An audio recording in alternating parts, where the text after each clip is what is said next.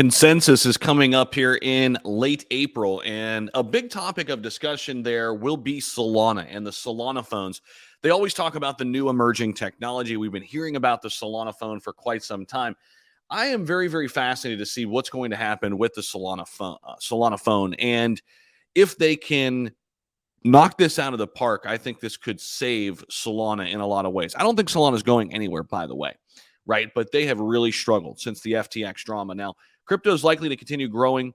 Obviously, case in point, Solana is gearing up to launch the Solana phone, targeting not the mass market, but committed crypto users who want to keep their funds safe, but also accessible. So futurist Kathy Hackle is giving a presentation at Consensus about our post-smartphone future when augmented reality and artificial intelligence are ubiquitous.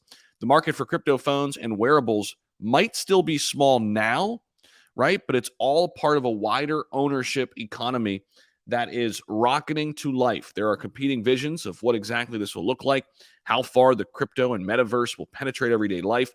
But one thing is for sure, esports, as of one of the fastest growing entertainment segments, will increasingly adopt new ownership models. And Chainlink co-founder likewise will discuss the role of blockchain oracles and data providers that will play in an increasingly digitized world. So it's going to be very interesting to kind of watch how this plays out for Solana. If we scroll up here, Solana, of course, which was hit especially hard by the downfall of FTX's empire, is showing the stickiness of crypto projects with committed developer communities and the funding necessary to pay them. That is one thing that will keep Solana from basically going under. They have big money behind them. They have a huge, huge backing, and we've talked about that. But basically, what else to expect at Consensus, in addition to Solana phones being the future of the U.S., potentially crypto policy as well could be a big point of emphasis and a big topic of discussion. Crypto's down a little bit, but overall this year to start 2023, we are back up. So a lot of discussions about government and Web3 and how to integrate and how to do this the right way. Of course, Texas is a very crypto-friendly state. So this is being held down there in Austin, Texas. And the event is actually getting ready to start tomorrow. So April 26th to 28th.